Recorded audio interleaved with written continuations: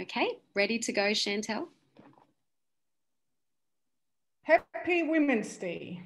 And I do hope one Donc, day... bonne journée internationale des femmes. Et j'espère qu'un jour, nous n'aurons plus besoin de cette journée spéciale. Avant de commencer, choisissez le canal correct de votre langue. Vous pouvez le faire en cliquant sur le petit globe en bas et vous choisissez l'anglais, l'allemand, le français ou l'italien. Dans le chat, vous trouvez aussi une version espagnole. Quelques intervenants te partageront leurs propos dans leur langue maternelle. Donc, pour être capable de suivre l'interprétation simultanée, vous devez d'abord choisir votre canal. Bonjour, bon après-midi, bonsoir et bienvenue à cet événement Voices of Faith. C'est un différent format, mais c'est toujours le même objectif, autonomiser les femmes afin d'obtenir une Église catholique prophétique où les voix des femmes comptent, où il y a une égalité entre femmes et hommes. Aujourd'hui, nous souhaitons donner une voix aux religieuses qui parleront de leur professe d'obéissance et d'amour. Chères sœurs, on vous entendra aujourd'hui. On entendra vos voix claires et courageuses. Bienvenue à Dr. Meme Kalis, l'ancienne présidente de cette organisation. C'est un honneur de vous compter parmi nous aujourd'hui. Nous entendrons Marie plus tard et aussi Père Dirk Bingena, directeur de Mission Aachen, qui parlera dans une heure. Donc, le format suit les règles d'une liturgie. Nous n'allons pas interrompre. Nous allons donc laisser l'événement se dérouler. N'oubliez pas d'éteindre votre micro lorsque vous n'avez pas la parole et tout le monde est bienvenu à cette table. At this table, everyone is welcome. At this table, everyone is here. At this table, everybody matters. No one falls between. At this table, you can say whatever. At this table, you can speak your mind. At this table, everything's forgiven. There's enough for everyone.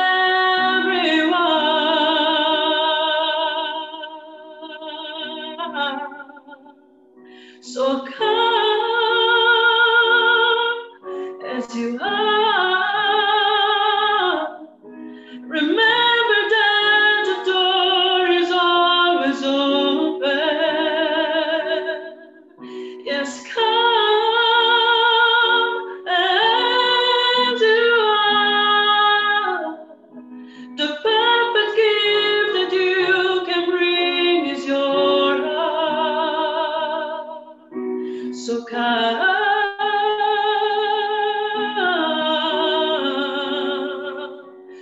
as you are.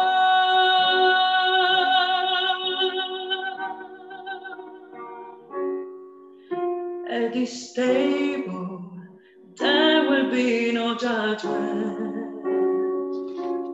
At this table, everyone has seen. At this table, there were sons and daughters. There's no place I'd rather be.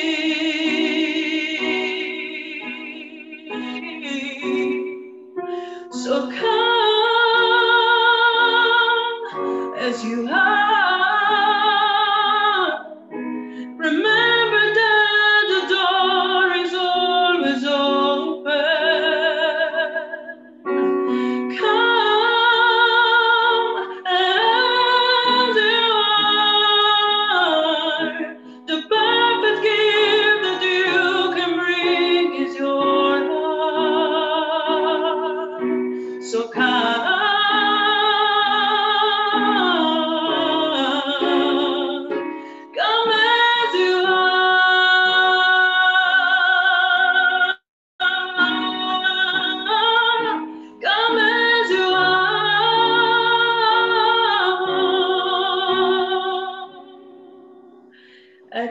this table, everyone is welcome. At this table, everybody cares. At this table, everybody matters.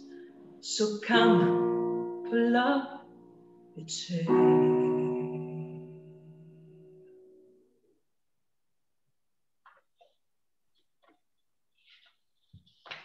Évangile de Jésus-Christ selon Saint Luc.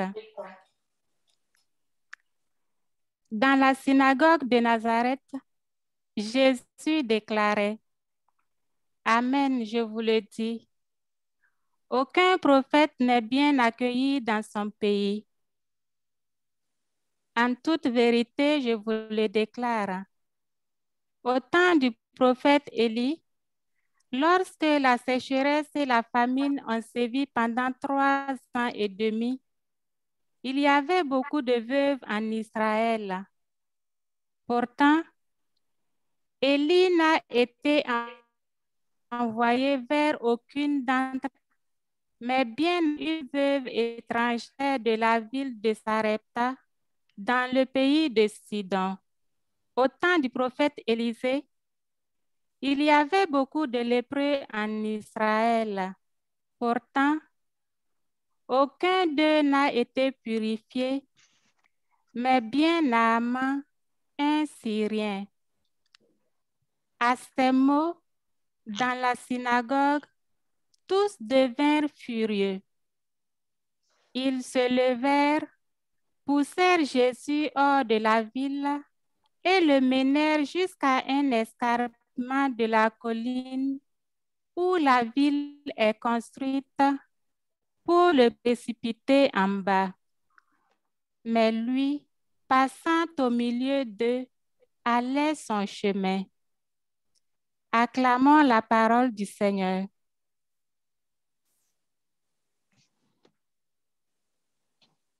A prophet is badly treated, Un prophète est maltraité, persécuté et même lapidé dans la tradition des Écritures bibliques. On leur rend l'hommage qui leur est dû longtemps après leur mort, presque jamais auparavant. Les femmes qui élèvent leur voix subissent souvent le même sort, non seulement dans le passé, mais souvent même aujourd'hui. Les prophètes bibliques et les femmes qui revendiquent l'égalité dans l'Église et la société sont honorés seulement à leur mort. Au cours de leur vie, elles sont au mieux ridiculisées, souvent totalement réduites au silence et même persécutées. La déclaration de Jésus « Aucun prophète n'est jamais accepté dans son propre pays » se retrouve de différentes manières dans tous les évangiles. L'évangéliste Marc nous présente la version la plus brutale. Un prophète n'est méprisé que dans son propre pays, parmi ses propres relations et dans sa propre maison. Et il conclut que Jésus ne pouvait pas faire de miracle à Nazareth. Il semble que plus nous sommes proches d'un prophète, plus nous risquons de le ou la mépriser. Jésus montre que le contraire est également vrai. Plus nous sommes éloignés du prophète, culturellement parlant, plus nous accepterons le message prophétique. Le prophète Élie a réussi à s'occuper d'une veuve en dehors de son pays, à Sidon. Et le prophète Élisée a obtenu la guérison du Syrien Naaman. Le groupe auquel Jésus prêchait voulait le précipiter d'une falaise. Nous avons tous ce genre d'expérience dans nos familles, nos communautés religieuses, nos paroisses et même dans nos pays. Peut-être que nous ne sommes pas menacés d'être jetés d'une falaise aujourd'hui, mais dans certains contextes, Nous pouvons être exposés sur les réseaux sociaux de la manière la plus diffamatoire qui soit. Pourquoi en est-il ainsi? Pourquoi le message prophétique est-il si menaçant? Jésus semble le prendre comme un fait déplorable du comportement humain. Il sait que son destin d'être incompris, persécuté et même tué. Et cela malgré son message d'amour, de libération et de justice. Cela m'amène à me demander si nous voulons vraiment être libres et vivre sur un pied d'égalité avec tout le monde. Je veux dire, une vie totalement juste et égale avec tous les peuples. J'en doute. La liberté et la justice s'accompagnent de responsabilités. Responsabilité pour mes sœurs et mes frères. La veuve de Sarepta a été sauvée de la famine. Cela lui a conféré la responsabilité de partager avec ceux autour d'elle qui étaient dans le besoin. Le Syrien Naaman a été guéri et cela lui a conféré la responsabilité d'apporter la guérison aux autres, quelle que soit leur appartenance religieuse ou ethnique. Avec la justice et l'égalité vient toujours la responsabilité. Pour moi, en tant que dominicaine, femme prêcheur, il est de ma responsabilité d'être une prophète pour la voix des femmes dans l'Église ainsi que dans la société. Les deux entités sont profondément patriarcales, structurellement et mentalement. Je suis appelée à révéler ces structures et cette culture d'une manière prophétique. Et je dois aussi me rendre compte que d'être prophétique dans un système de patriarcat persistant, c'est au mieux demander des ennuis. Un prophète n'est méprisé que dans son propre pays, parmi ses propres relations et dans sa propre maison. Mais j'ai une responsabilité envers un certain nombre de sœurs religieuses et laïques partout dans le monde pour permettre que leurs histoires et leurs interprétations soient entendues en chair. Le peuple de Dieu tout entier a le droit d'entendre la voix des femmes en chair et pendant la messe du dimanche. Notre responsabilité est de transformer les structures et la culture de l'Église et de la société. Nous sommes peut-être méprisés aujourd'hui. Nous serons honorés après notre mort. Nous devons obtenir la réforme nécessaire maintenant.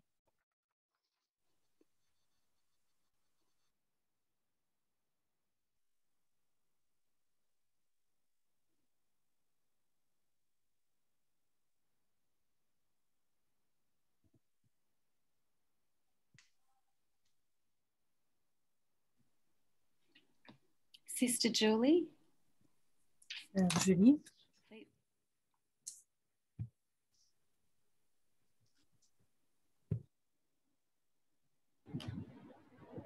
Yes. Good morning.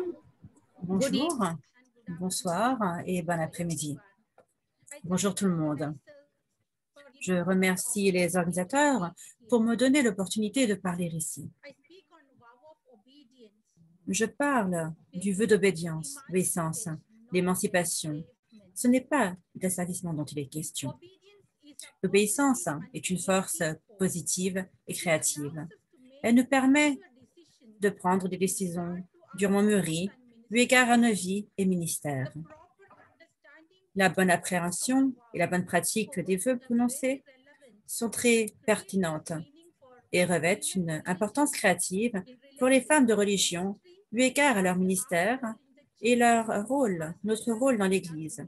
et également au sein de la communauté et dans leur vie personnelle. Souvent, les supérieurs qui refusent de prendre la parole par peur d'injustice envers leur communauté et ses membres.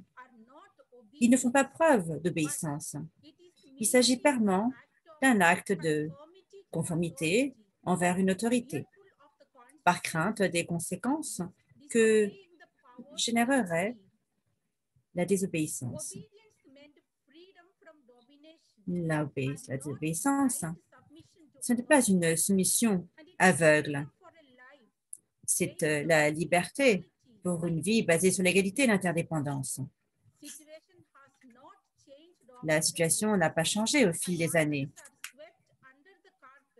Et souvent, les choses ont été balayées sous le tapis au nom de l'obéissance, au nom de la volonté de Dieu, pour qu'il n'y ait pas de critique de la manière dont les choses, les sujets sont abordés.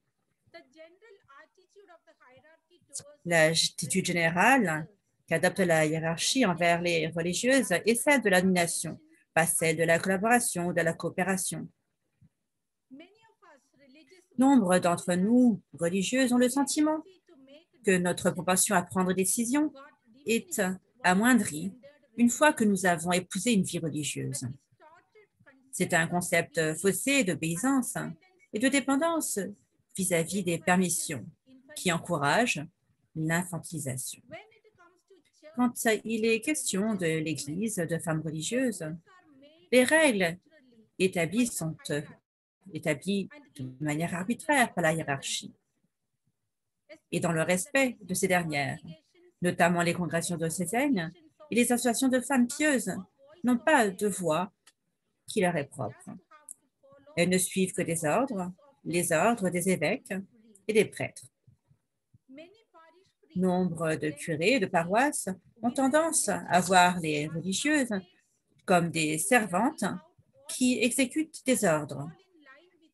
Ils sont d'accord avec leur vision de la vie chrétienne au sein de leur paroisse. À cet égard, la négativité du côté des prêtres s'exprime à travers une critique dommageable depuis le haut de la chaire, le refus de célébrer la messe pour les sœurs ou d'administrer les sacrements. Dans les institutions de l'Église, souvent, les qualifications, compétences des religieuses ne sont pas reconnues dans les situations professionnelles où les prêtres sont nommés en tant que responsables, alors même qu'ils n'ont pas l'expérience requise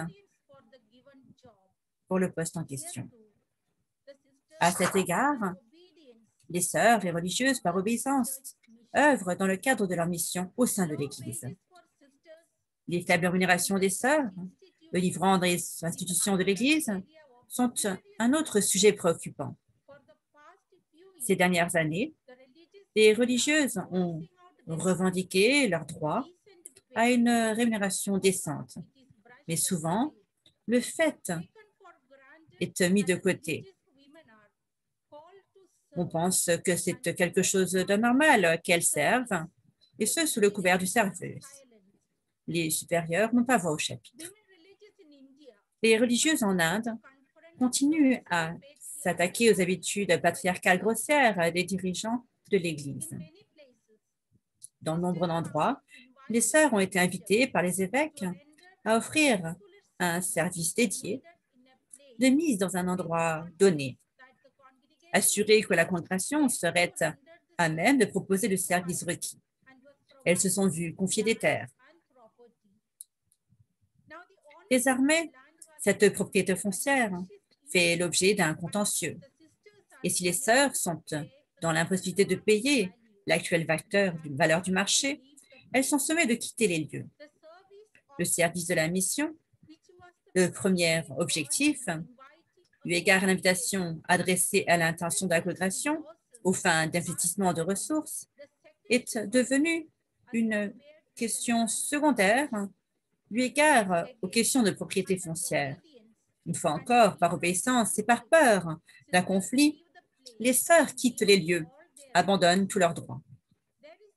Un changement est bienvenu dès lors que certaines congrégations osent défier le système. Et certains sont également couronnés de succès. Le vœu d'obéissance est exploité à tort par les autorités pour protéger ses acquis, avec le consentement des supérieurs. Nous avons vu que les supérieurs des religieuses s'entendent avec les abuseurs dans les cas d'abus sexuels et persécutent les survivants. Cette tendance se fait jour principalement dans les congrégations locales, mais les congrégations internationales aussi plient sous les ordres et la pression d'une hiérarchie mâle et écartent leurs propres sœurs. C'est une situation très triste. Les supérieurs sont voués à la hiérarchie, enclins à suivre des ordres, plutôt que d'être fidèles au charisme, à la vision et à leur ministère. Ces attitudes sont à l'origine de tendances dominantes et favorisent ceux qui acceptent le statu quo, tandis que ceux qui remettent en question l'injustice sont considérés être gênants, même s'il s'agit d'une quête prophétique à la recherche de la pertinence dans un monde en constante évolution. C'est pourquoi, dénué de toute critique, aliéner les religieuses par des vœux religieux revient, en fait, à les asservir au nom de la volonté de Dieu. Merci.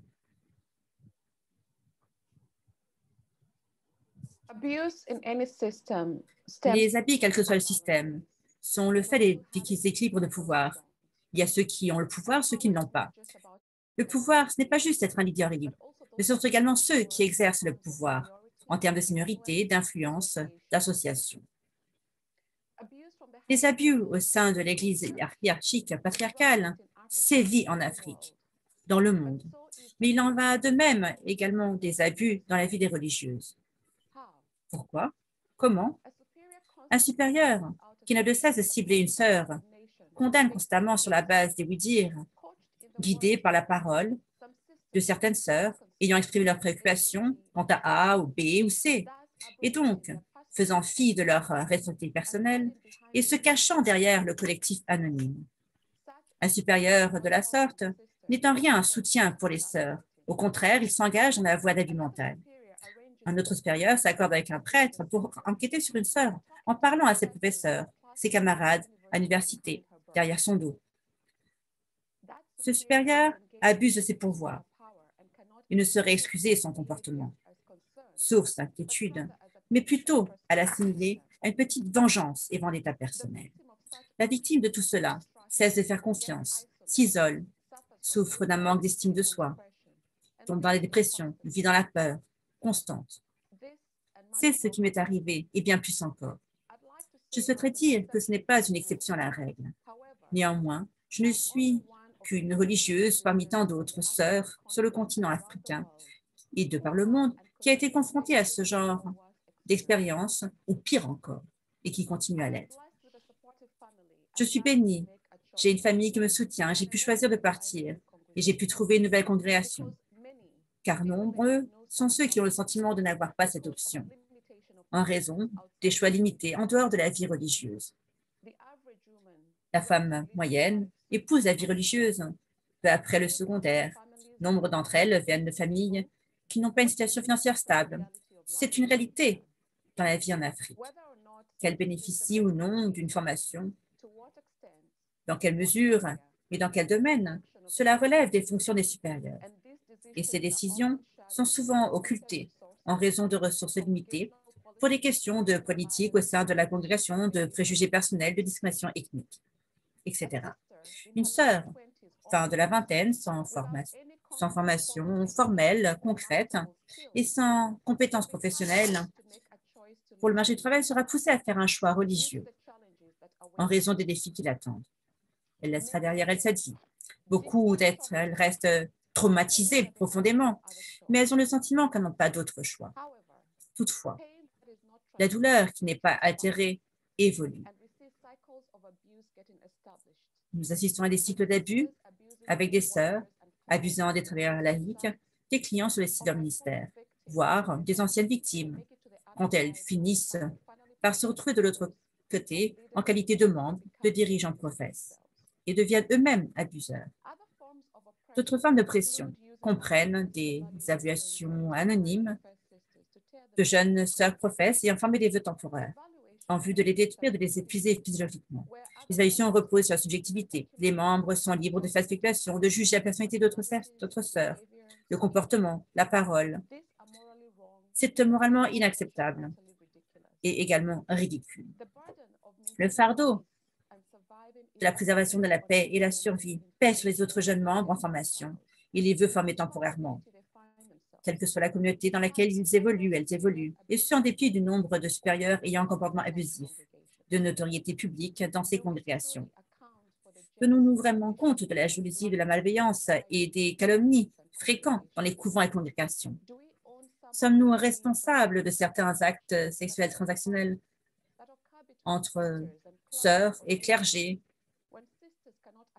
alors que les sœurs n'ont pas accès à des besoins basiques comme des articles de toilette, alors même que certains de leurs pères de la même congrégation vivent dans une vie de luxe? C'est un produit de subsistance provenant de sources externes ou encore le fruit de l'accès à des fonds, et ce en raison de leur ministère. Nous ne pouvons plus nous permettre de garder le silence, que ce soit en qualité de victime ou de témoin. Il y a peu de sœurs en Afrique qui peuvent prétendre ignorer ce sujet omniprésent. La vie religieuse n'est pas et ne devrait pas être une question de survie du plus fort. Des garanties sont nécessaires contre les abus au sein des congrégations. La prise de responsabilité est également importante eu égard à ces actions. Des refuges doivent être établis pour les femmes qui choisissent de partir, où elles pourront bénéficier de thérapie et de soutien pour assurer la transition pour retrouver un monde qu'elles ont quitté à peine adultes. Un fonds financier est nécessaire pour offrir une éducation, un soutien professionnel à d'anciennes religieuses. Les blessures doivent pouvoir respirer afin que nous puissions guérir.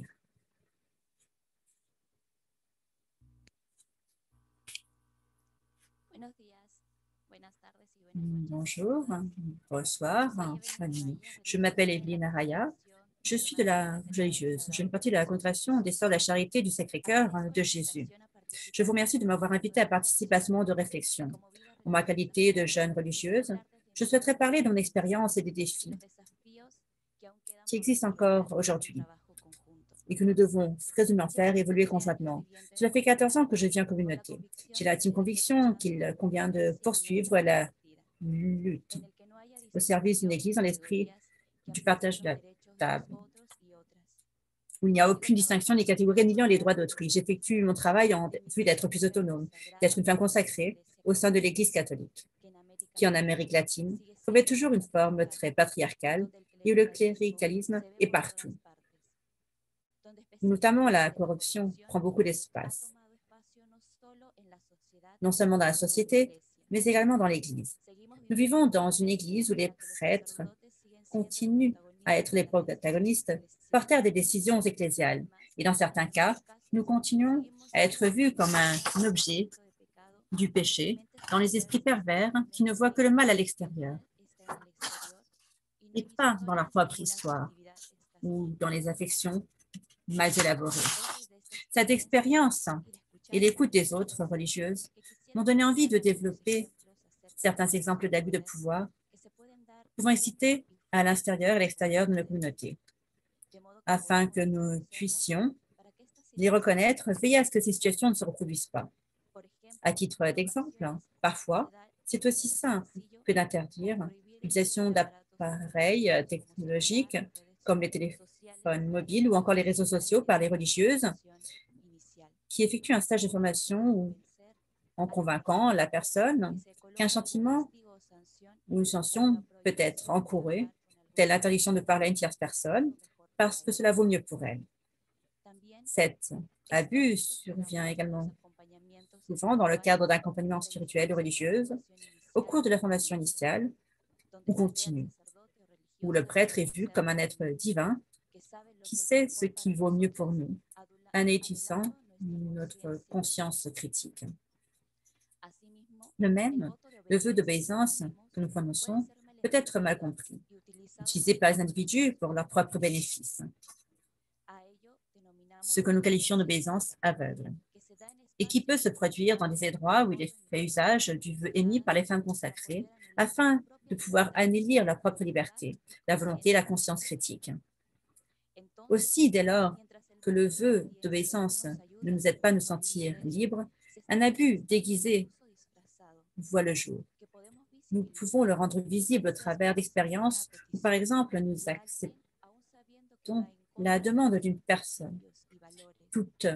Par exemple, nous acceptons la demande d'une personne tout en sachant que cela va à l'encontre de nos principes et de nos valeurs, où nous ne nous sentons pas écoutés face à quelque chose qui ne nous semble pas cohérent. Autre exemple, qui a lieu dans les paroisses, quand nous avons le sentiment que les prêtres ne prennent pas en compte nos propositions ou points de vue et imposent leurs idéologies, nous faisons croire qu'ils sont ceux qui sont dans leurs droits et ont le pouvoir de décider de ce qui est mieux pour tout le monde.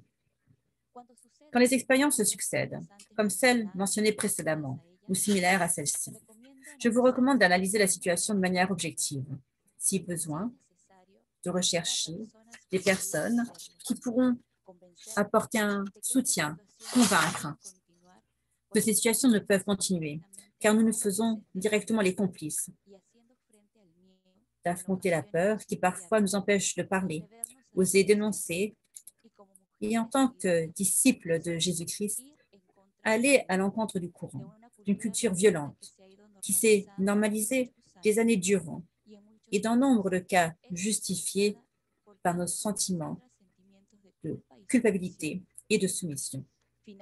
Enfin, permettez-moi de rajouter qu'il est temps de réaliser que l'abus de pouvoir revêt différentes formes.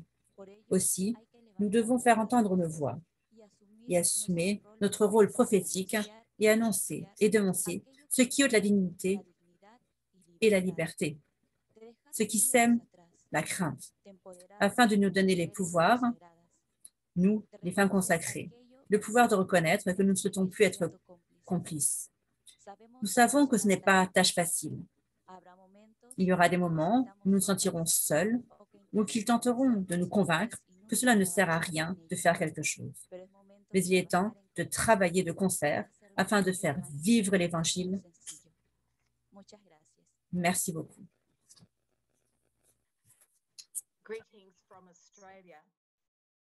Bonjour d'Australie. Même si cela a été décrit comme le joyau chrétien, l'obéissance a toujours été problématique. Rappelez-vous, les nazis élevés par les chrétiens dans la défense à Nuremberg étaient « nous ne faisions que suivre les ordres ». Personnellement, je n'ai pas l'impression d'avoir été blessée directement par mon vœu d'obéissance. Je n'ai pas d'histoire d'horreur à raconter comme les autres intervenantes. Mais comme beaucoup d'autres, je me suis battue avec une compréhension et une théologie immature de l'obéissance. J'essayais de trouver ma propre voie en tant qu'écolière en disant à ma mère, « Mais maman, sœur a dit. » Et maman m'a répondu, « Ce que dit sœur ne m'intéresse pas. » J'étais choquée car dans mon esprit, la sœur était l'autorité suprême avant Dieu. Mais la relativisation de l'autorité humaine par maman m'a bien servi. Enfant, nous aimions une émission de télévision intitulée « Papa a raison ». Cette notion se perpétue dans l'Église aujourd'hui. J'ai été consternée lorsque le pape Jean-Paul II a déclaré qu'il nous était interdit de seulement parler de l'ordination des femmes. Cela infantilise les gens, cela infantilise tout le monde. L'un des impacts les plus importants sur ma compréhension de l'obéissance a été lorsque j'ai étudié l'herméneutique féministe avec Elisabeth Schussler-Fiorenza et quand j'ai préparé ma thèse sur une lecture féministe de la règle de Saint-Benoît. J'ai découvert que l'obéissance, tout comme l'humilité et le silence, était une vertu qui est différenciée selon le sexe. Les femmes, plus que les hommes, sont encouragées à être obéissantes, humbles et silencieuses.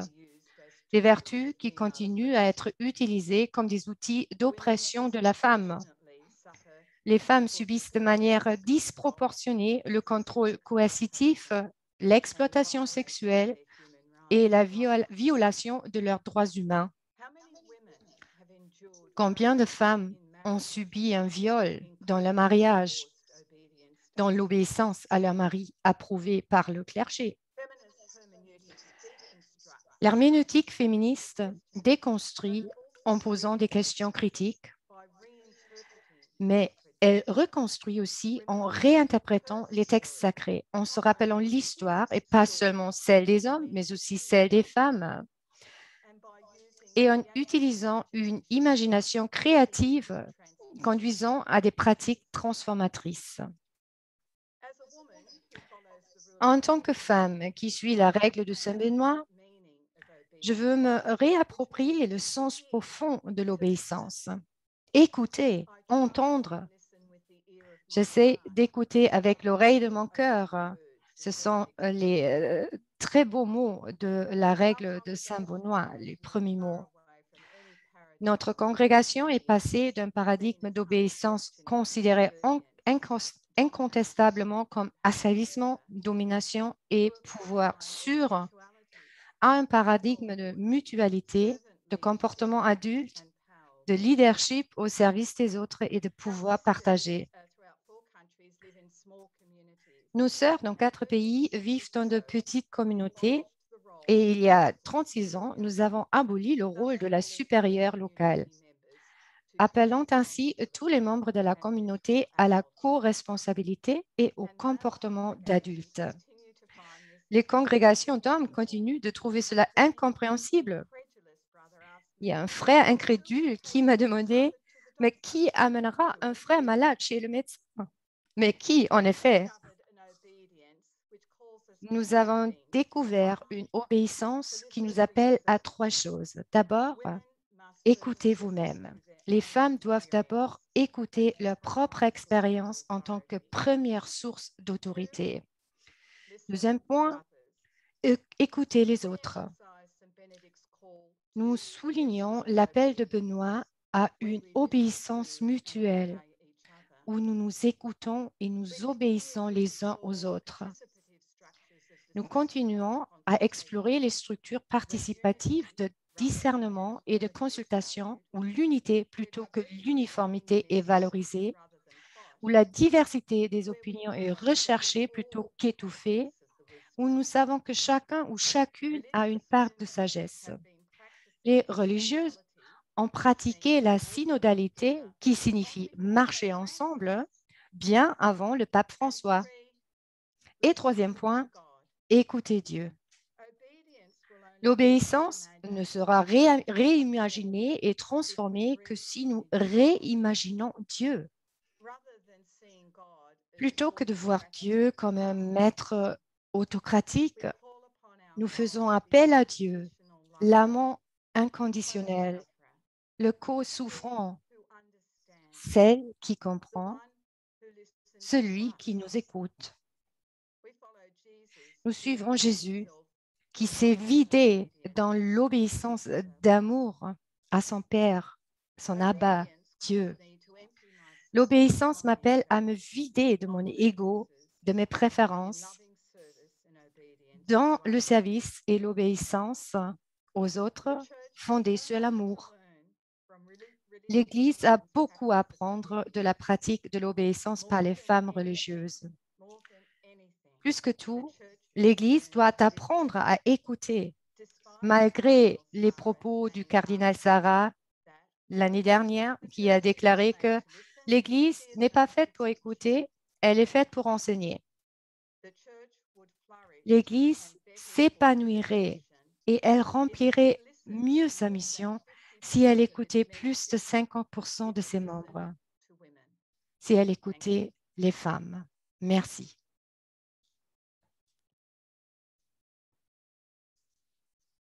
Je suis Mary Lembo, sœur de Sainte Catherine d'Alexandrie. Je suis togolaise.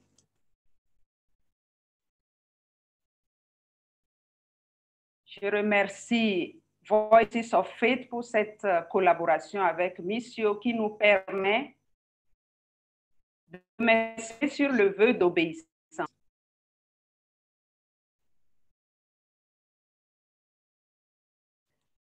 Pour moi, Jésus est le modèle de l'obéissance.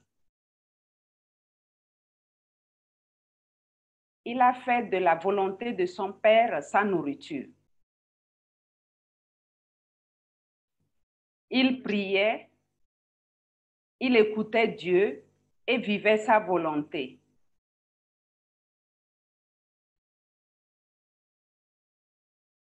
Et la volonté du Père, c'était de nous aimer et de nous sauver, toute personne.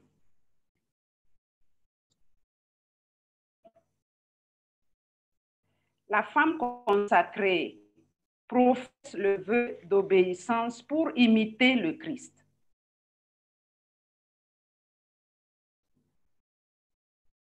Qui a obéi son Père. Donc, c'est un désir, c'est un choix et un effort constant pour conformer sa vie à celle de Dieu. Faire ce que Dieu veut en servant ses frères et sœurs dans l'Église.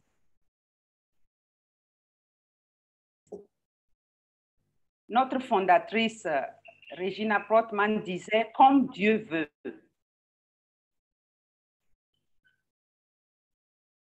Et elle, dans sa vie, nous enseigne et encourage à vivre la communion avec Dieu. Mais nous pouvons nous demander qu'est-ce que Dieu veut pour chaque personne.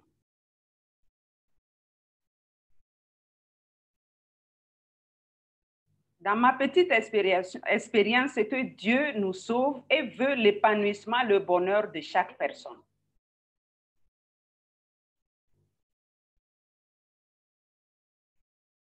Et dans notre expérience comme sœur de Sainte Catherine, en nous consacrant à Dieu par les conseils évangéliques, surtout celui de l'obéissance, nous offrons notre liberté et notre volonté pour faire ce qu'il désire et ce qu'il veut. Et nous vivons ce vœu à travers le dialogue, le discernement et la collaboration. Ça veut dire que chaque sœur devrait pouvoir exprimer son désir, ses souhaits, ses intentions, ses désirs et écouter aussi les désirs des responsables selon le projet de la mission que le Seigneur nous confie. Le Seigneur confie la mission à chaque sœur et à la congrégation au sein de l'Église.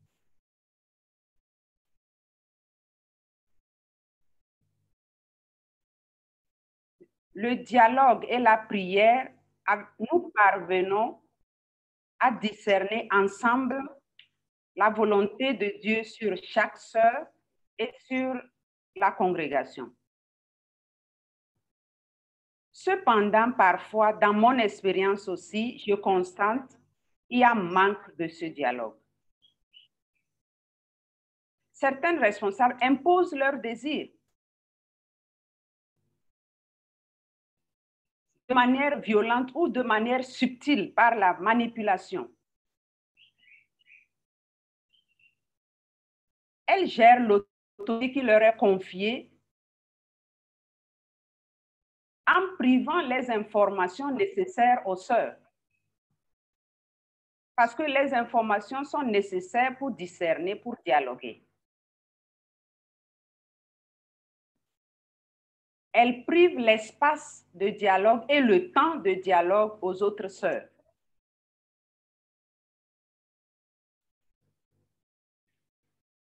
Ceci bloque la mise en commun des opportunités, des inspirations et des initiatives qui pouvaient enrichir la congrégation ou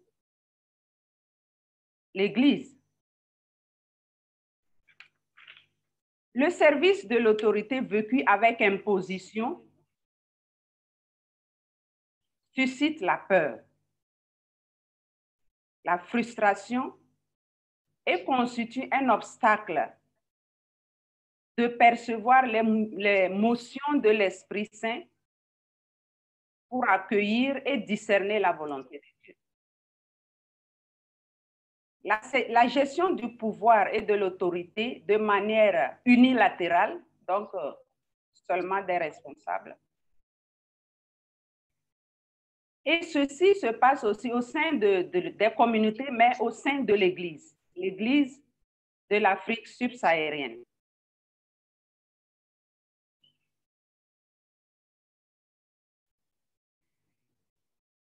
Et pourquoi cela, quand je vais un peu plus loin, je vois que la valeur culturelle du respect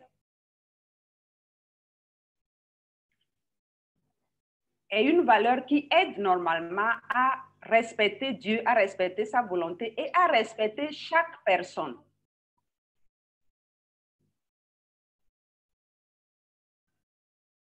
Mais parfois, cette valeur est mal interprétée.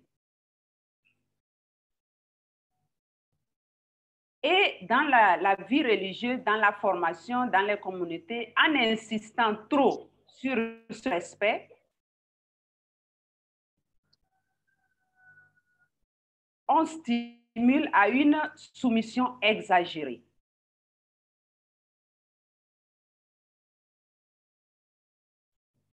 Et ceci n'entraîne pas un vrai dialogue. Les aînés ou les personnes qui ont l'autorité ont la parole et s'expriment. Et ils décident. Les plus jeunes et les autres membres de communauté qui n'ont pas l'autorité doivent se taire par peur, par fausse pudeur, même si elles ont des opinions différentes. Et mon expérience et ma recherche concernant surtout les abus sexuels au sein de l'Église et surtout des abus sexuels des femmes consacrées, l'omerta, le silence,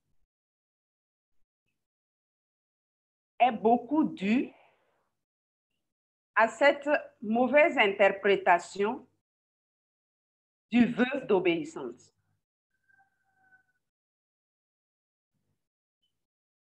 Au nom du respect à Dieu, au nom du respect des personnes qui ont l'autorité, au nom du respect des responsables, il faut se taire sur ce mal.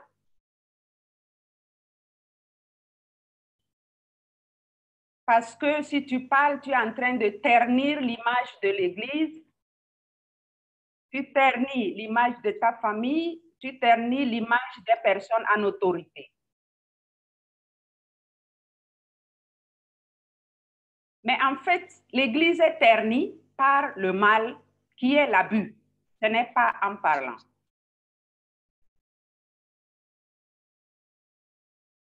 L'image de Jésus-Christ qui obéit est déjà défigurée par la violence qui est constituée comme obéissance. Ce n'est pas l'obéissance, c'est la servitude.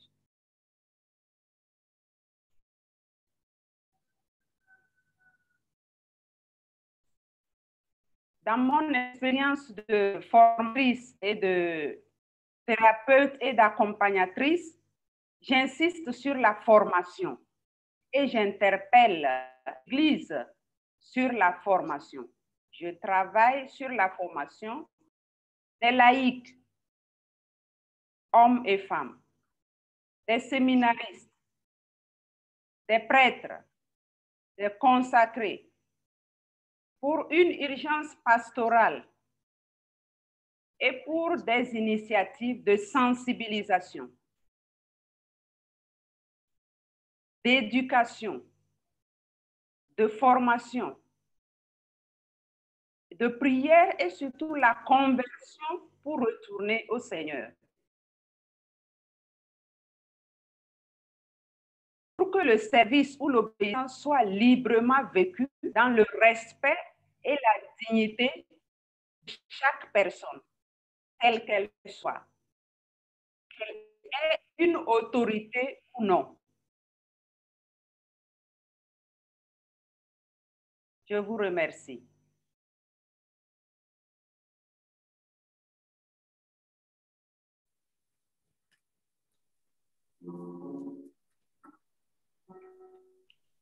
Hello, darkness, my old friend.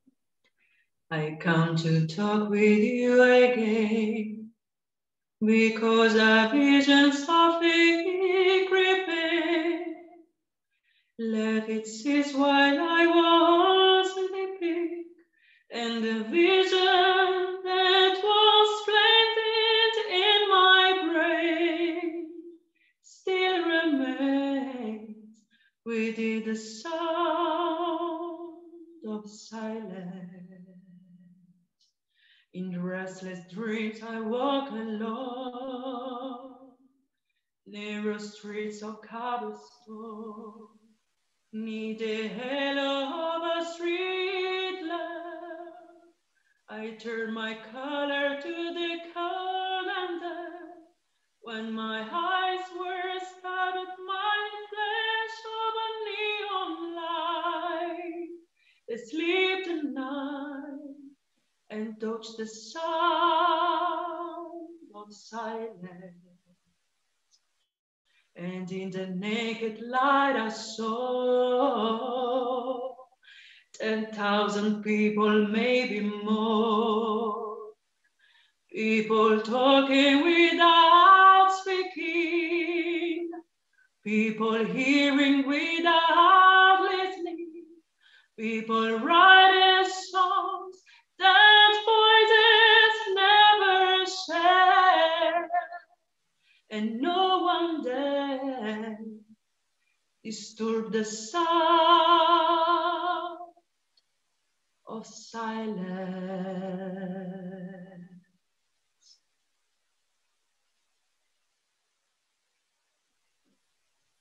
On this day, dedicated En ce jour, dédié aux femmes dans le monde entier, j'aimerais vous présenter un poème qui ne traite pas des femmes. Il a été écrit de la main d'un homme, mais il pourrait avoir été écrit à propos d'une femme. Il contient notamment de nombreux éléments que nous, les femmes catholiques, avons besoin d'entendre. Le poème s'appelle « Du content de l'attente ». Il a été écrit par un poète irlandais ayant remporté le prix Nobel de littérature, feu Seamus Heaney. Puisque tout ce que j'ai pu lire jusque-là, c'est un poème brillant qui esquisse le parcours vers une citoyenneté sur un pied d'égalité d'un peuple opprimé, catholique, dans l'Irlande du Nord, au milieu du XXe siècle, quand je suis née. Ils étaient traités jadis comme des individus de seconde classe par leur gouvernement et au vu des lois, exclus du marché de l'emploi, sans droit de vote. Le gouvernement était entièrement composé de fervents chrétiens protestants qui croyaient fermement qu'ils réalisaient l'œuvre vertueuse de Dieu. Seamus décrit l'attitude des catholiques de l'époque comme vivant sous, et je cite en substance, de gros nuages de résignation. Ils étaient stoïques face aux humiliations que nous avons toujours considérées comme allant de soi. Il n'y a pas eu d'appel à l'action, car ce peuple était craintif, gouverné par l'ange gardien de la passivité, craignant que leurs embarcations ne tendent, acceptant leur sort. Ils ne pensaient pas que les choses changeraient au cours de leur vie, mais les choses ont évolué. Et ce qui a changé, c'est l'arrivée de la gratuité de l'enseignement du second degré, la vulgarisation de l'enseignement du troisième degré, pour tous et toutes, indépendamment de la religion, du genre. Dans le cas des catholiques, des prêtres enseignants, des bonnes sœurs, des frères ont ouvert leurs portes, les portes de l'opportunité aux nouvelles générations, Et j'étais l'une de ces personnes. Mes parents avaient quitté l'école à l'âge de 14-15 ans. Ils avaient en eux cette forme de déférence, ce sentiment d'infériorité, d'impuissance, en présence de prêtres éduqués ou de personnalités politiques. Mais désormais, leurs enfants, éduqués, faisaient partie d'une génération que Seamus Heaney décrivait comme, et je cite en substance, des intelligences éclairées, naturelles, telles des monseigneurs. Il créait une nouvelle ère de demande. Il bannissait à tout jamais le conditionnel. L'idée, il n'y a rien de noble à subir son destin. Il prononce l'anathème. Désormais, ils mettaient à profit leur matière grise pour se saisir de pinces monseigneurs métaphoriques, surmonter les obstacles sur le chemin de l'égalité. Ils l'ont fait à travers des manifestations pacifiques, des analyses savantes et une politique fondée sur de nouveaux droits. Un gouvernement pharisaïque leur a résulté en faisant appel à la violence. Mais le reste, c'est une triste histoire, 30 ans, qui ont pris fin avec l'accord de paix du Vendredi Saint, qui reconnaissait l'égalité totale, la parité d'estime de l'ensemble des citoyens. Il promettait la fin du sectarisme. Entre-temps, toutefois, il devenait de plus en plus clair que les catholiques avaient un autre oppresseur sous la forme de leur propre Église, de leur enseignement, des structures, avec une exclusion moralisatrice systémique des femmes. Le revoilà, l'ange gardien de la passivité, qui freine l'aspiration vers un nouvel ordre, le changement, entravant le débat, insistant sur le fait que seulement certains individus avaient le droit divin d'exprimer leur avis et que ces individus n'étaient pas des femmes, ou que c'était des hommes qui comprenaient les prêtres, qui revendiquaient leur droit d'être entendus. Les forces de la résistance étaient également les forces de la gouvernance. Elles semblaient avoir toutes les cartes en main. Il n'y avait pas d'espace pour quelque challenge que ce soit, ou du moins, c'était l'impression que nous devions accepter stoïquement que nous étions tous des spectatrices de deuxième classe en termes de réflexion, de développement intellectuel et concernant la vie spirituelle de notre Église. Mais, et c'est là où le poème de Seamus Heaney devient prophétique, considérant les intelligences brillantes et naturelles, telles des monseigneurs, avaient atteint une taille critique. Et s'étant détournés de l'Église, car le pouvant, car c'est leur droit humain de le faire. Mais il y a celles qui restent, parce que nous croyons qu'il y a une vérité qui a besoin d'un monseigneur pour sortir des siècles de réflexion misogyne qui accompagnent insidieusement la théologie, les lois canoniques, la formation religieuse, le catéchèse, les systèmes hiérarchiques, les structures ecclésiastiques, les cœurs, les esprits. Heaney dit, et je cite en substance, ce qui a l'air d'être le plus fort, a fait son temps. L'avenir, c'est ce qui est affirmé et qui est maintenant bas. Et permettez-moi à présent de paraphraser un petit peu et de changer le genre de sa dernière ligne. Citation en substance, j'aspire à savoir qu'il y a quelqu'un parmi nous, quelqu'une parmi nous, qui ne s'est jamais déterminé de ses instincts, qui lui montrait que son action était juste, qui a tenu sa position, un indicatif, que l'embarcation portera lorsque l'averse torrentielle éclatera. L'ange gardien de la passivité a fait des poltrons de bien trop de personnes dans notre Église, notamment parmi les dirigeants religieux. Eux, et nous le savons, notre Église a fait beaucoup d'erreurs, est revenue sur des doctrines erronées, des croyances erronées, et ce, à maintes reprises.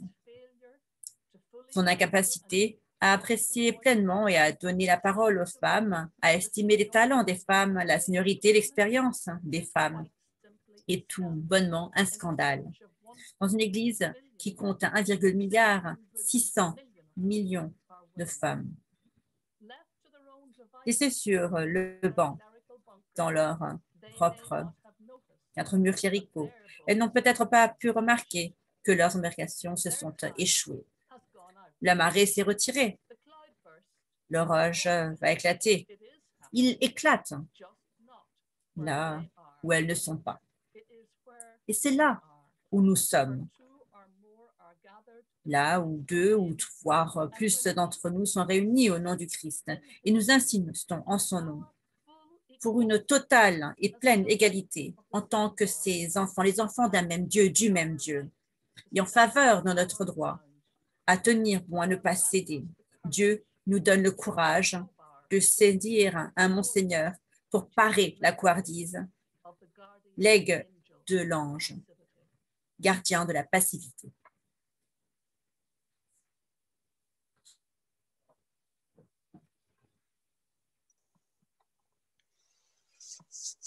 Ja, ich grüße euch alle, liebe Schwestern. Oui, bonjour, chères sœurs de la Rhénanie, de Rüdesheim, du couvent de Rüdesheim. Chantal Goetz m'a demandé de m'adresser à vous pour que nous puissions prononcer la prière du jeudi. Chez nous, en Allemagne, nous l'entendons dans nombre de couvents, dans nombre de communautés, et ce, le jeudi soir, pour un renouvellement de notre Église. Prions. Dieu, toi qui es notre Père et notre Mère, nous connaissons tous l'état de notre Église. L'injustice existe, a été, continue d'être commise. Le pouvoir a été, continue d'être abusé. Mais chez vous, il ne faut pas que ce soit le cas, nous dit Jésus. Nous te demandons ta miséricorde.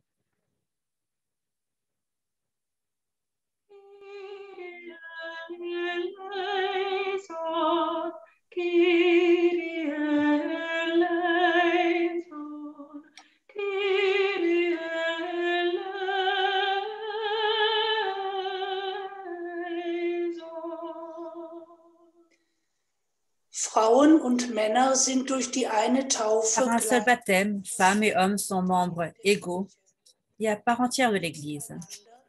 En œuvrant ensemble dans tous les services et ministères, ils peuvent contribuer à une Église renouvelée qui avance vers l'avenir. Nous te demandons force et confiance.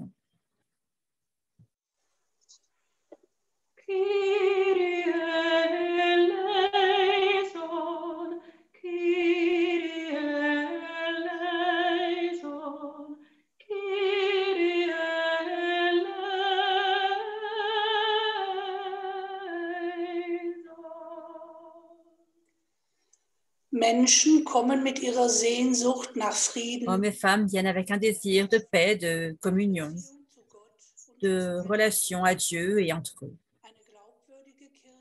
Une Église crédible est ouverte aux personnes, quelle que soit leur origine, leur nationalité, leur orientation sexuelle. Elle est là pour ceux et celles dont le projet de vie a apparemment échoué. Elle les accepte avec leur rupture, leur détour. Elle ne juge pas, ne condamne pas. Elle fait confiance que la force de l'esprit agit là aussi où, selon le jugement humain, cela semble improbable. Nous te demandons force et confiance.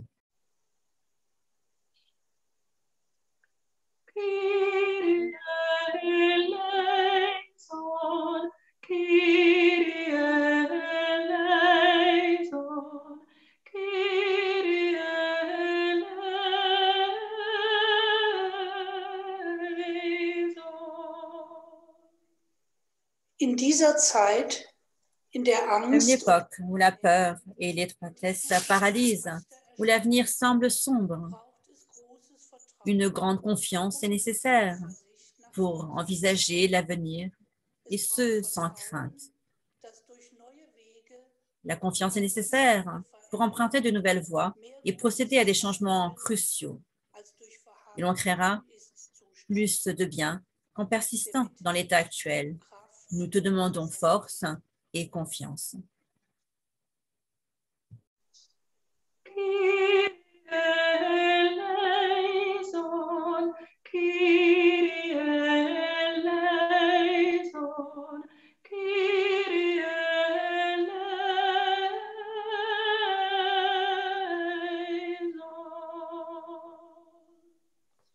Gott, du unsere Mutter Dieu, und unser toi Vater, qui es notre mère et notre père, im Vertrauen darauf, dass du confiant que tu marches avec nous, gehen wir nous weiter continuons notre chemin avec et dans l'Église, dans la tradition de toutes les femmes et de tous les hommes qui, avant nous, ont vécu et agi avant nous, animés par la puissance de l'Esprit, cru et vécu avant nous et pour nous. Sainte Scolastique avait confiance dans la puissance de la prière. Dans l'esprit de Sainte Scolastique, nous voulons avancer pas à pas, prier, agir comme elle l'a fait.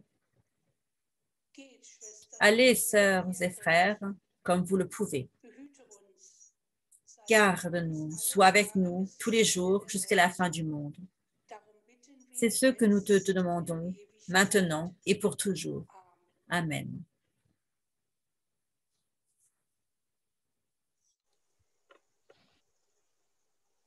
Thank you to each and every one of you for being here today. Merci à chacune et chacun d'entre vous d'être ici aujourd'hui pour écouter et entendre, pour apprendre et communiquer et surtout pour être inspiré à agir où que vous soyez. C'est l'intention de Missio et de Voices of Faith.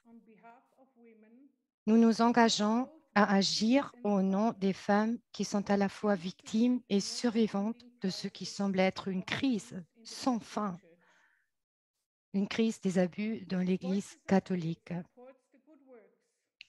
Voices of Faith soutient les bonnes œuvres de l'Église catholique et de toutes les personnes qui travaillent pour sa mission.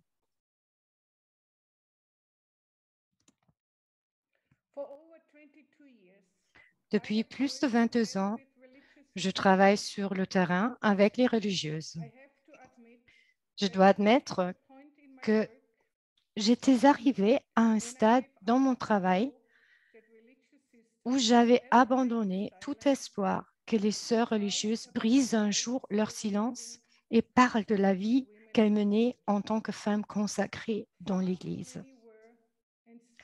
Beaucoup trop d'entre elles étaient et sont encore résignées en silence à un rôle de servitude soumise. Dans de nombreux endroits du monde, elles sont traitées avec un autoritarisme irrespectueux et dominateur par les cardinaux, les évêques, les prêtres et malheureusement par leurs propres supérieurs. Il y a 3 ans, à l'été 2018, j'ai atteint un moment critique. Je me suis demandé sérieusement comment je pouvais rester membre de mon Église, mais aussi comment je pouvais la quitter. Les cas d'abus sexuels semblaient en quelque sorte dominer l'actualité. Et nous nous souvenons tous du cas de la religieuse du Kerala en Inde, accusant son évêque de l'avoir violée à plusieurs reprises. Cette sœur courageuse, on ne la croyait simplement pas. Cela m'a semblé être la goutte d'eau qui faisait déborder la vase. Mais c'est ma chère amie Astrid Lobo, la première femme à avoir élaboré une politique de genre pour la diocèse indien de Mumbai, qui m'a supplié de rester et de faire de l'abus des femmes religieuses une question de défense publique, une question de travail de plaidoyer. C'est ainsi qu'à l'automne 2018, Voices of Faith s'est penché pour la première fois sur les abus sexuels des femmes religieuses dans l'Église.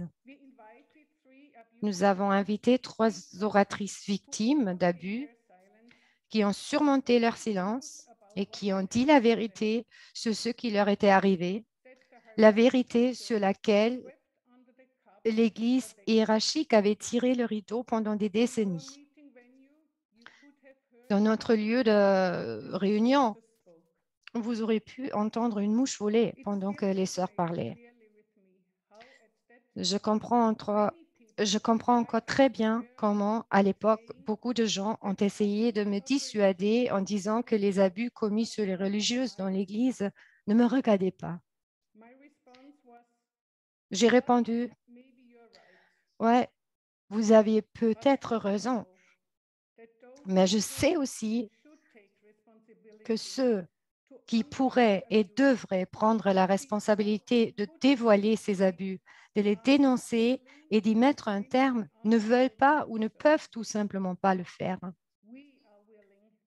Nous voulons et pouvons offrir une plateforme pour permettre à ceux et celles qui n'ont tout simplement pas de voix. Depuis notre premier événement Voices of Faith, nous avons fait d'importants pas en avant.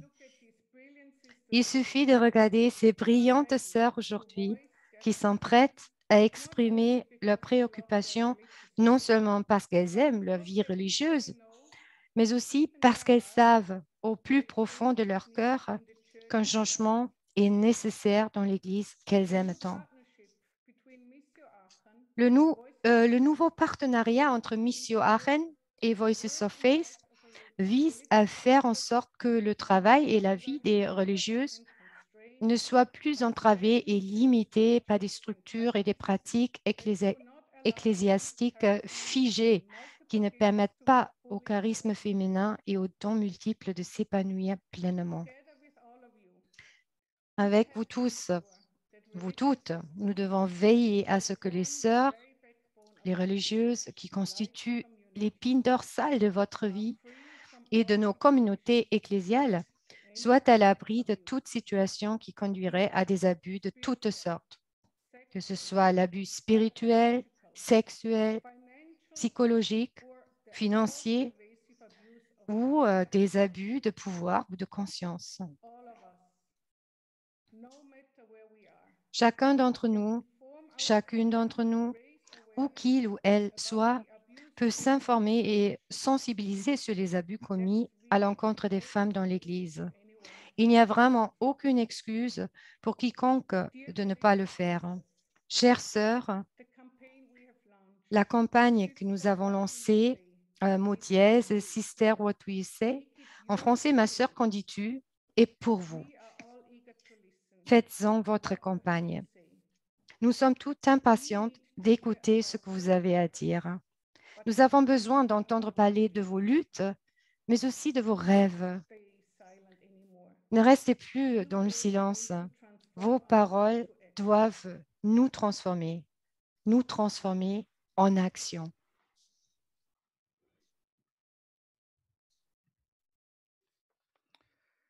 Sehr geehrte Frau McAllister, Chère Madame McAllister,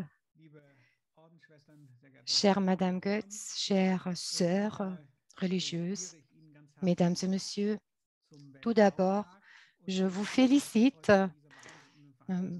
Donc, félicitations à cette journée internationale des femmes. Je suis heureux de participer aujourd'hui et je peux vous assurer que beaucoup d'hommes et beaucoup de prêtres aussi partagent vos préoccupations.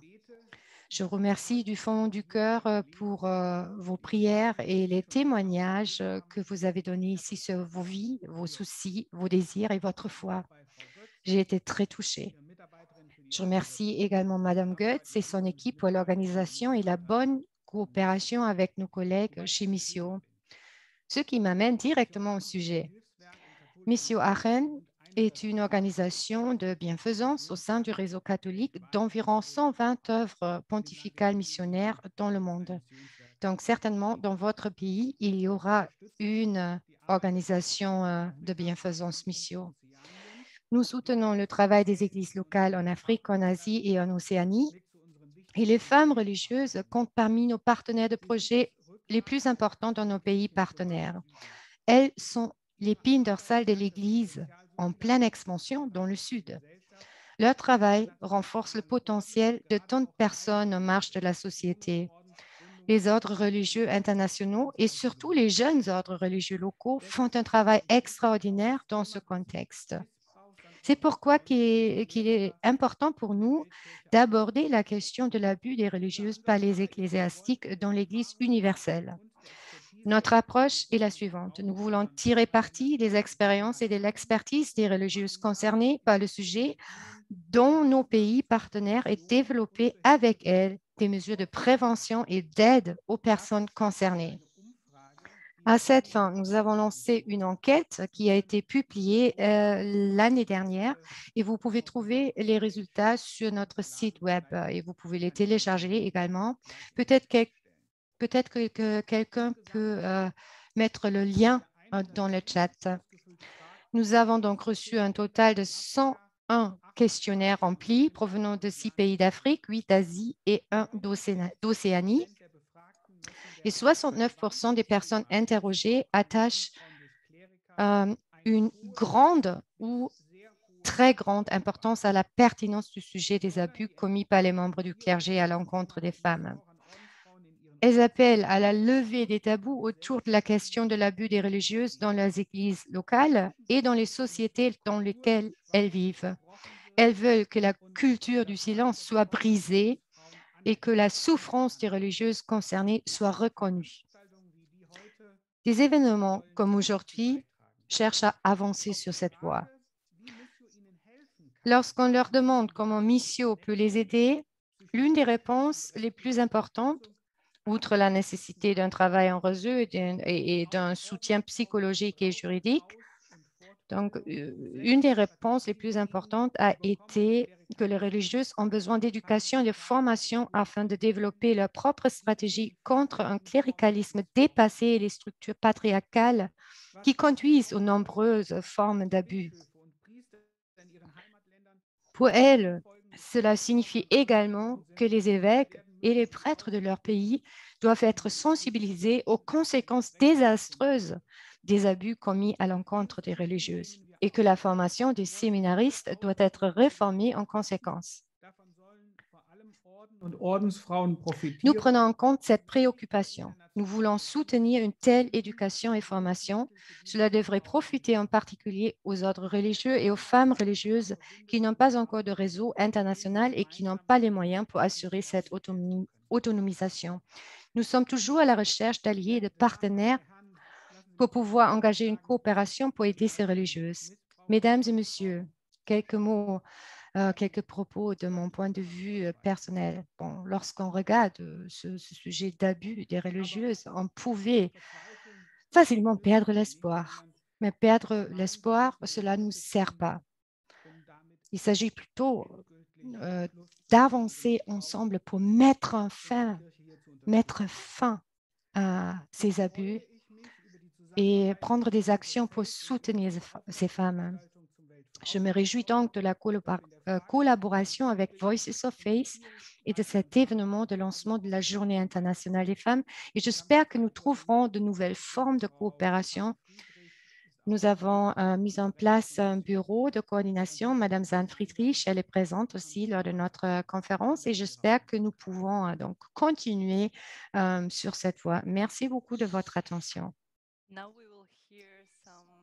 Nous allons entendre maintenant des idées ou propositions spécifiques, propositions de projets de différents pays du monde. Nous allons commencer par l'Allemagne et la sœur Philippa. Merci beaucoup de m'accorder encore une fois la parole. Je pense que cette journée nous donne encore une fois l'occasion de parler de la participation sur un pied d'égalité à tous les ministères de l'Église. Nous souhaitons mettre fin à des siècles de discrimination. Nous, les femmes, dans les pays germanophones, et j'inclus expressément les religieuses, nous ne sommes plus prêtes à garder le silence. Nous ne sommes plus prêtes à réprimer les vocations et les talents que Dieu nous a donnés. Et nous en sommes convaincus L'heure du changement est maintenant. Le moment est venu de faire confiance à la puissance du Saint-Esprit et avec son aide d'explorer courageusement de nouvelles voies. La campagne Sister, What Do You Say? Que Voices of Faith a lancée avec Missio nous montre beaucoup trop de charismes sont laissés en friche. Beaucoup trop souvent, le pouvoir clérical continue à être abusé. Beaucoup trop de femmes dans l'Église continuent à être muselées. Une première étape pour que je puisse enfin dire ce qui était longtemps indicible a été le livre qui est apparu le 1er février, il y a cinq semaines, dont le titre est Weil Gott es so will, Frauen erzählen von ihrer Berufung zur Diakonin und Priesterin, en français, parce que Dieu le veut. Ainsi, des femmes parlent de leur vocation à être diaconesse ou prêtresse.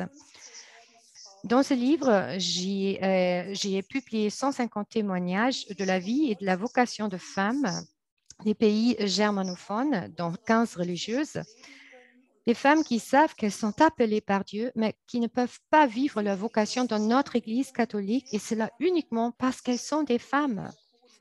Beaucoup de ces femmes voudraient être prêtresses ou diaconesses. D'autres d'entre elles ne veulent pas être intégrées dans le système existant de l'Église des hommes, mais souhaitent un nouveau type d'Église, loin de la hiérarchie, vers une Église diaconale, proche des gens et qui les accompagne sur leur chemin.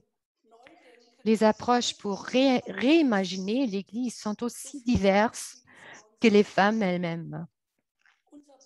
Notre livre a reçu un accueil très favorable dans les médias, mais surtout de la part de nombreuses femmes qui partagent un destin similaire et qui souffrent également de discrimination et d'exclusion continue.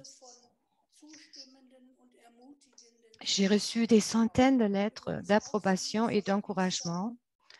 Beaucoup de lettres ont été envoyées aussi par les prêtres ou les hommes mariés. Et très vite, j'ai compris, il faut élargir le cercle. Nous devons penser plus grand. Nous devons maintenant faire un pas de plus et recueillir des témoignages des femmes du monde entier. Car dans tous les pays et sur tous les continents, j'en suis convaincue, il y a des femmes qui sont appelées par Dieu et dont la puissance spirituelle est cachée à l'Église et aux congrégations. Chères femmes du monde entier, chères sœurs, avec le Conseil des femmes catholiques et Voices of Faith, je vous invite aujourd'hui à vous joindre à nous et à nous envoyer vos histoires de vocation et partager ce message. Nous allons publier vos textes sur la page d'accueil du Conseil des femmes catholiques. Si vous le jugez nécessaire, vous pouvez écrire de façon anonyme ou en utilisant simplement les initiales de votre nom. Les témoignages de votre vie ou de votre vocation sont d'une importance capitale pour notre travail en faveur de l'égalité entre les hommes et les femmes dans l'Église.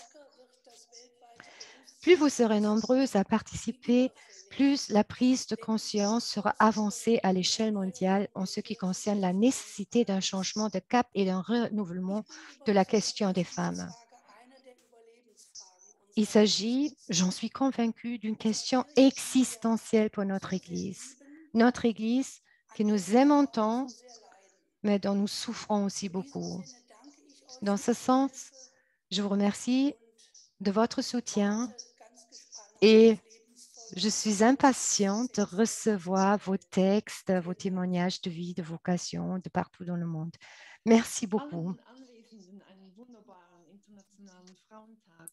Bonjour à tout le monde et une belle journée dédiée à la femme. Nous allons nous dédier aujourd'hui au Conseil et à la sacramentalité. Dans le cadre du Conseil des femmes catholiques, je suis théologienne en Suisse. Je ne suis pas femme d'un ordre et j'aimerais vous parler de la systématique du sujet, la sacramentalité. Nombre de femmes pasteurs en Suisse baptisent, prêchent, enterrent au nom des évêques et des paroisses. Certaines responsables de paroisses assistent également au mariage. Mais la situation est différente en ce qui concerne l'Eucharistie, le sacrement ou encore l'onction des malades. Pour les femmes pasteurs, dans le cadre d'un accord avec l'Église, parfois il y a des mots qui sont difficiles. La liturgie de la parole à la communion, la célébration des malades, etc. Par le passé, mes collègues se posaient souvent la question, mais qui suis-je pour célébrer le sacrement de la pénitence? Ou qui suis-je pour, avec une personne mourante, célébrer l'onction des mourants? Et à cet égard, aujourd'hui, la question est inversée, eu égard à une nécessité pour les individus et l'Église. Aujourd'hui, mes collègues se demandent, mais qui suis-je pour ici refuser à une femme catholique, à une communauté, l'invitation à la célébration sacramentale, un sacrement que je refuserais? L'accent est mis sur la question pastorale. Comment l'Église, pour les individus, peut-elle être là? Nous sommes d'avis que nous avons besoin de nouvelles formes de mise en service. Nous pensons que les paroissiens, les évêques, ensemble, peuvent confier les sacrements à des femmes. Nous y œuvrons également pour les frères et sœurs dans le monde entier, qui tous ont besoin de cela. Par exemple, pour que les responsables de paroisse en Amazonie puissent également célébrer l'Eucharistie, pour que les femmes pasteurs en Indonésie puissent également diriger des funérailles. Il y a suffisamment de personnes appelées, des personnes éprouvées et compétentes pour les mystères et sacrements nécessaires.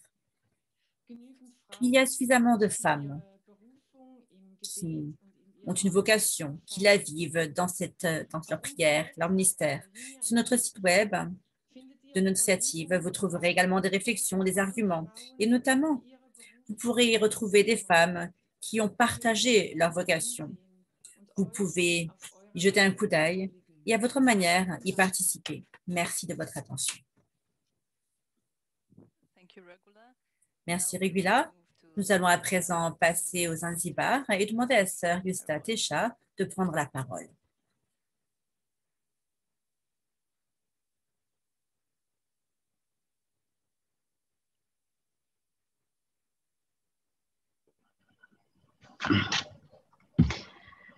Happy International Women's Day to you all. Bonne journée internationale de la femme à toutes et tous.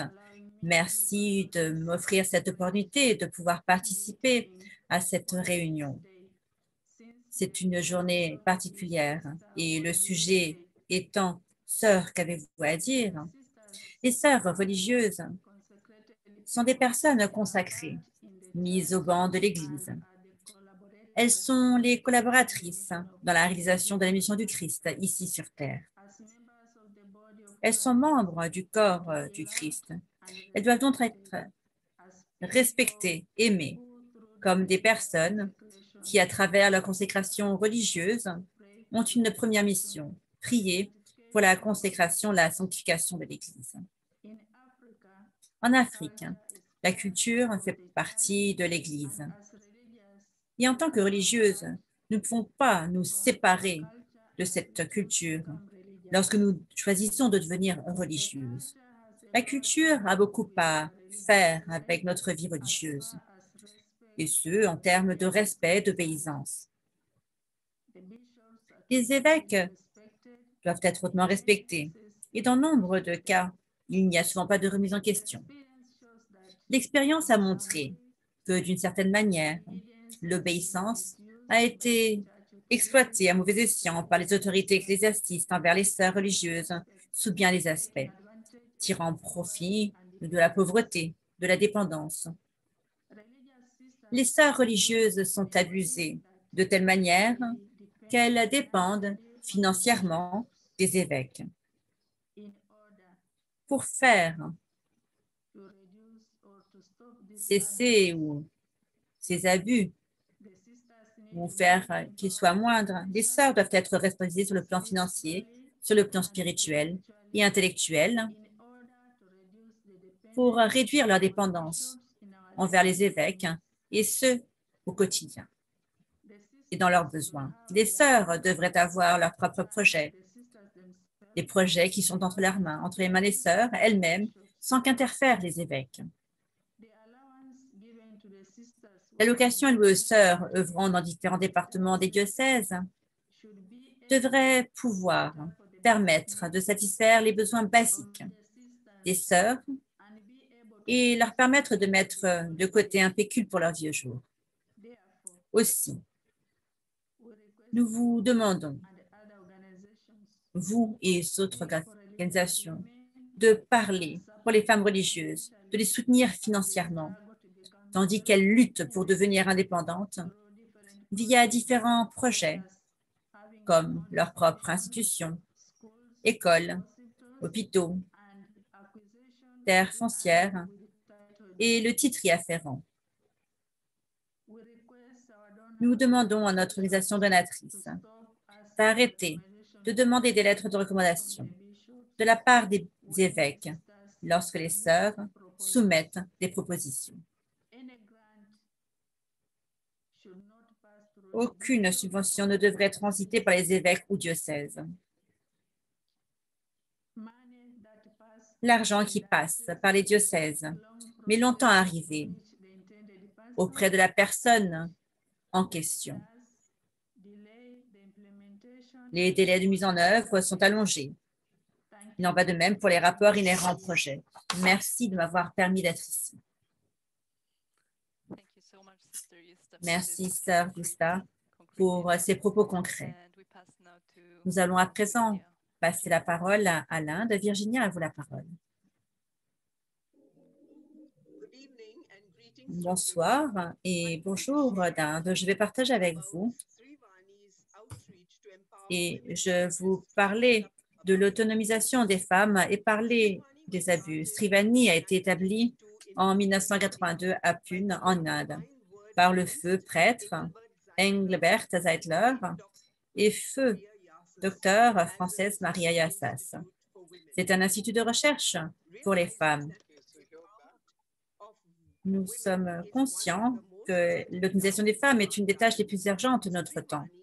Srivani continue à s'engager dans l'éducation des femmes par le biais de conférences, d'ateliers et de consultations pour autonomiser les femmes, leur donner les moyens d'être des partenaires égaux dans l'Église et la société. Srivani est dirigé par les sœurs missionnaires du Saint-Esprit. Elles œuvrent pour l'autonomisation des femmes dans l'Église et la société. En août 2010, Srivani a organisé une consultation sur les relations entre les genres dans l'Église. En 2010, la première histoire d'abus dans l'Église catholique en Inde a été révélée dans mon diocèse, et ce par une jeune femme laïque. J'ai écrit un article sur les abus à l'Église sur la base de mon expérience après avoir entendu différentes histoires de religieuses que l'on m'avait racontées en Inde et en Asie. Srivani a immédiatement réagi et organisé une consultation en utilisant la politique de genre de l'Église catholique en Inde. Elle venait d'être publiée à l'époque. Les questions pertinentes sur l'abus des femmes dans l'Église ont été soulevées au cours de cette consultation. La consultation s'est ensuite suivie de 2 autres consultations sur ce même sujet. Dans chacune des consultations, nous sommes plongés encore davantage sur le sujet de l'abus des femmes dans l'Église. Les sœurs, les prêtres et même quelques évêques ont été invités à participer à une 2e, 3e consultation.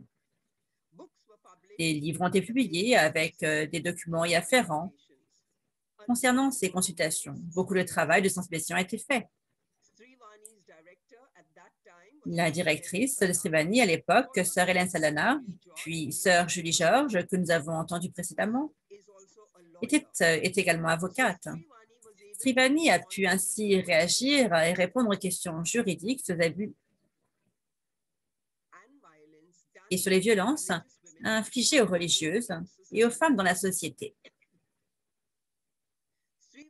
Srivani et son réseau de groupes de femmes catholiques comme le Forum des théologiennes en Inde et Satya Shodok, un groupe de ressources de femmes à Mumbai, ont organisé des consultations, ensuite présentées aux évêques avec un projet de politique pour que puisse être traité le sujet des abus envers les femmes dans l'Église.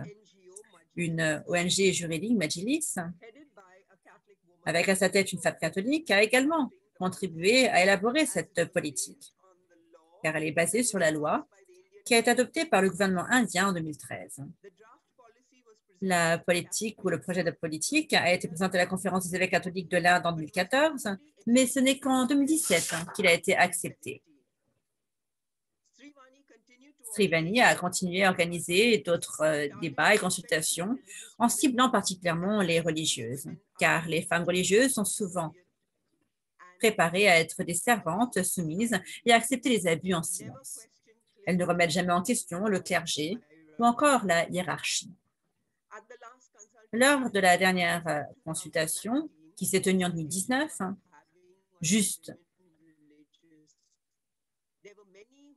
il y a eu de nombreuses personnes qui se sont exprimées.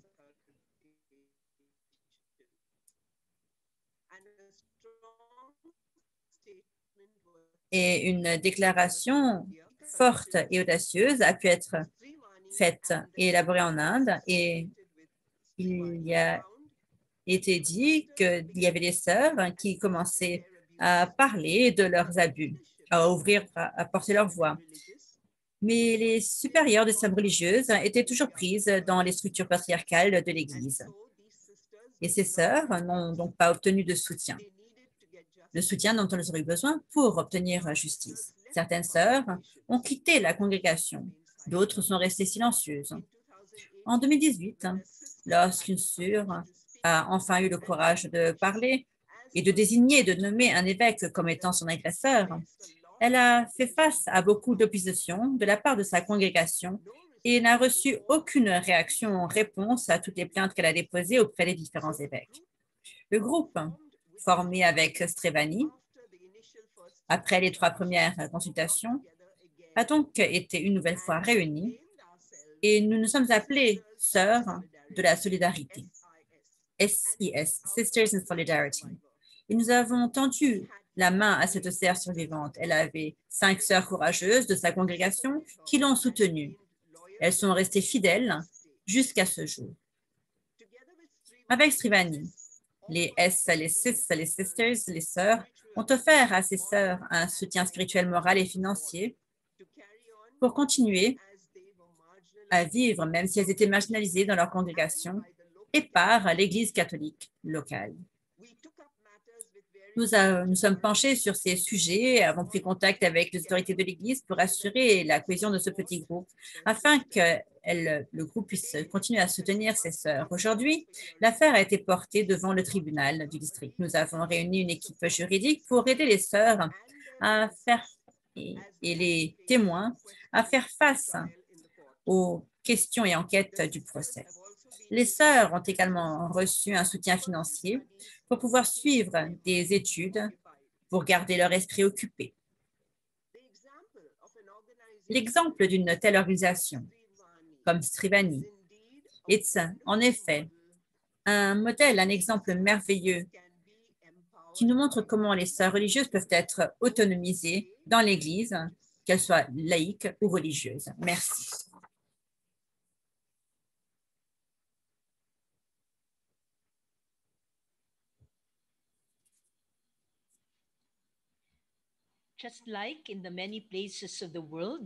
Comme dans nombre d'endroits dans le monde, les Philippines ont leur histoire d'abus sexuels au sein du clergé et dans le monde ecclésiastique. L'Association des super religieux aux Philippines, une organisation de dirigeants, de femmes, d'hommes religieux au sein des congrégations aux Philippines, a offert des cours de formation pour les leaders, serviteurs renouvelés sur la sécurité des enfants et des adultes vulnérables, avec pour mission une nation philippine où les individus peuvent vivre leur vie pleinement.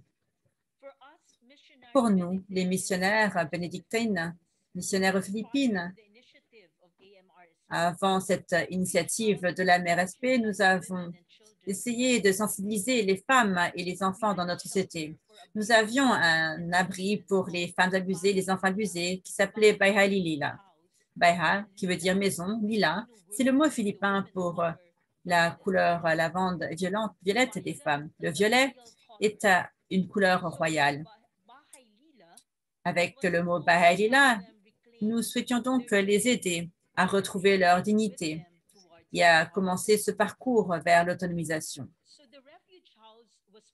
Le refuge a été dédié aux femmes et on leur a montré qu'elles pouvaient également y être accueillies. Et ensuite, on pouvait partager ces expériences. Et Sœur Mary-John a été approchée d'une de nos sœurs qui a été le directeur exécutif de ce centre de crise. Et cette place a pu être mise en place pour accueillir et être un refuge pour ces femmes. Donc, les femmes, les personnes qui travaillent avec le centre de refuge a pu accueillir des femmes, des enfants qui étaient victimes d'abus sexuels, celles qui avaient été violées, qui avaient été battues, des enfants qui sont également victimes d'inceste.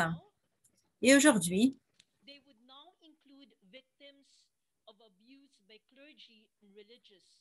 il n'y avait pas au départ de ces victimes de clergé et de religieux, même si on avait les religieuses, mais ces personnes qui demandaient justice et de l'aide. Et c'est encore plus important aujourd'hui pour que l'on puisse avoir des espaces sûrs. Et quoi qu'il en soit, Bayha Lila a été fermée maintenant il y a 10 ans. Nous n'avons plus les fonds pour maintenir cette maison, car nous avons besoin d'un personnel 24/7. Une mère, des conseillers, des psychologues. Nous devions payer les nourritures, les différentes entretenir la maison. Et c'était important, c'était difficile. Mais quand des fois ces femmes avaient des enfants, nous avons toujours cherché à les héberger. Et donc, on ne pouvait pas accueillir autant de femmes qu'on le souhaitait dans cet abri, dans ce refuge. Mais nous savons que c'est un sujet pressant que d'avoir ce type de refuge où nous pouvons offrir cet espace. Et je pense que c'est là justement où nous aurions besoin d'aide, de soutien pour qu'une telle maison que Bayha Lila puisse rouvrir une fois encore. Nous avons également rencontré des victimes d'abus, des enfants même parmi nos sœurs religieuses. Et nous avons également entendu des histoires de parents, d'étudiants, des acteurs, des membres de notre communauté. Et nous savons qu'il y a eu différentes formes d'abus. Et donc, la formation parmi les sœurs est également très importante. Nous œuvrons pour l'autonomisation des femmes au sein de notre congrégation. Et nous devons veiller à ce que nous puissions avoir les bonnes compétences pour être en mesure d'aider les femmes, les enfants qui sont abusés, pour les accompagner dans le processus de guérison, pour pouvoir récupérer les pièces qu'ils ont perdues. Nous avons entendu des voix de personnes religieuses qui ont été autonomisées. Peut-être que nous aurons l'opportunité de nous réunir une fois encore pour partager ces compétences, les qualifications, les bonnes pratiques qui nous permettront d'écouter de nous écouter nous-mêmes, mais écouter les autres également, partager des histoires de femmes résilientes, de femmes de grande conviction, de foi, qui font entendre leur voix pour que nous puissions être les voix de ces femmes, de ces enfants qui souvent ont été passés sous silence pendant nombre d'années. Merci. Merci, Sœur Christine, et merci à tous les orateurs qui ont partagé leur sagesse, leur témoignage avec nous. Merci également à Missio pour avoir créé cette collaboration qui est exceptionnelle avec Voices of Faith. Et à présent, nous allons terminer avec la voix de Sylvia.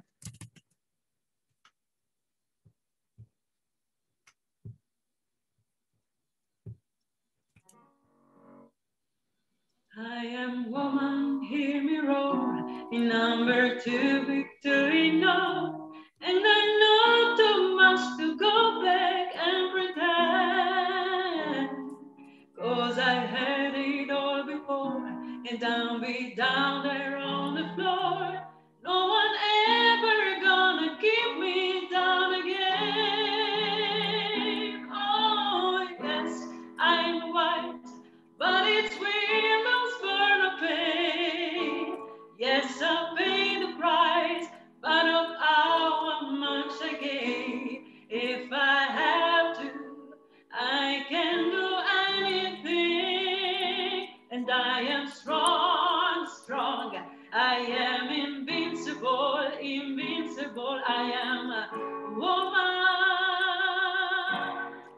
You can bet but never break me, 'cause it only never make me no more dead in me to achieve my final goal. And I come back even stronger, not a novice any longer, 'cause you deepened the conviction in my soul.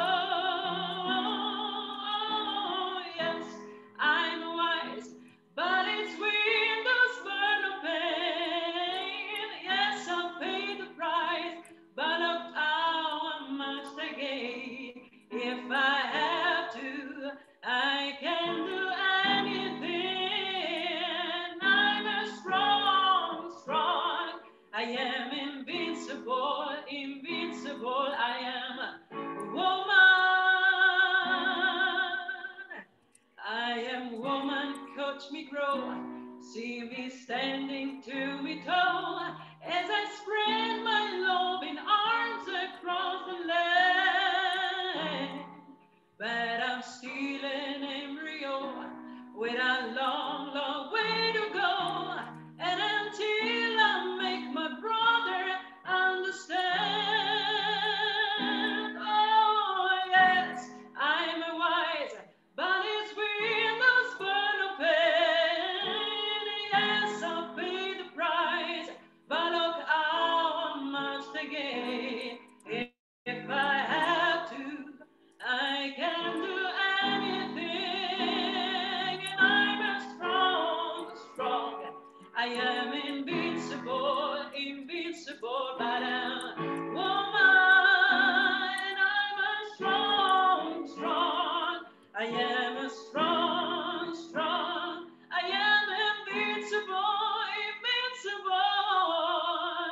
I am strong, strong. I am invincible, invincible. I am woman.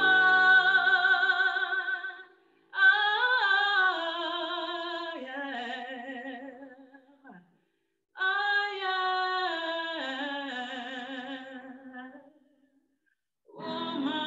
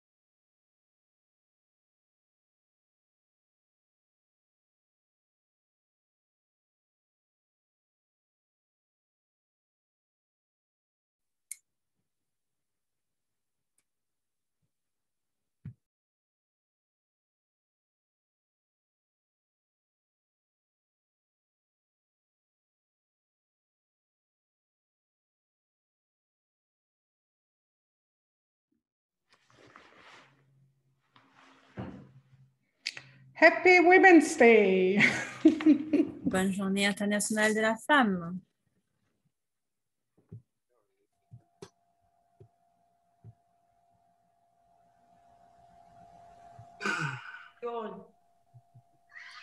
Happy Women's Day.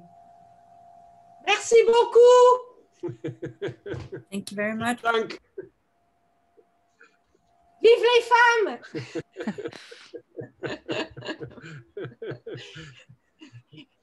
Thank you from Melbourne, Australia.